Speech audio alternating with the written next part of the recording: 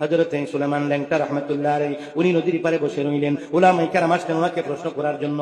উনি পুরুষ অঙ্গটাকে লম্বা করে টানতে টানতে অনেক বড় করে ফেলে মাথার মধ্যে পাগড়ি বাঁধলেন। পাগড়ি বাঁধার পরে এবার উনার কাছে যখন আসলো, উনার কাছে যখন মানুষরা আলেমরা প্রশ্ন করতে আসলো, এবার পাগড়ি দেখে আর প্রশ্ন করে না যে এই লোকটা লিঙ্গকে এত বড় করে পাগড়ি বাঁধতে পারে, তার কাছে উলঙ্গ আর কি উলঙ্গ হওয়ার না কয়। আসসালামু আলাইকুম বন্ধুরা, এই যে আপনারা ভিডিওটি দেখলেন, এখানে বিষয়টা কি? বিষয়টা হচ্ছে একজন ল্যাংটা বাবা তার পুরুষাঙ্গকে লম্বা করে টেনে মাথায় পাগড়ি বাঁধলেন।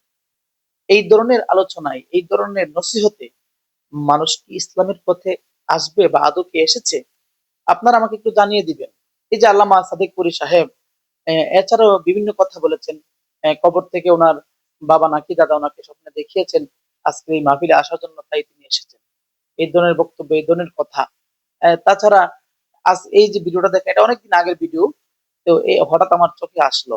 এই যে ভিডিওটি আপনারা দেখলেন, আহ, এই ধরনের ভিডিও কি কোনো এই বর্তমান সমাজের কোনো শিক্ষিত, কোনো জ্ঞানবান ব্যক্তি এই ধরনের আলোচনা কি শুনবেন? এই ধরনের কারামত কি শুনবেন? এ যদিও এটা একটা কারামত হিসাবে প্রকাশ উনি করেছেন, কিন্তু এরকম অশালীন বক্তব্য বর্তমান সমাজে কি এগুলা কি মানুষ শুনে? এগুলাতে মানুষ হেদায়েত হয়? এগুলা থেকে ইসলামের পথে মানুষকে দলে দলে আনা যায়? আপনারা একটু আমার কমেন্ট বক্সে অবশ্যই এটা জানিয়ে দিবেন। আসসালামু আলাইকুম।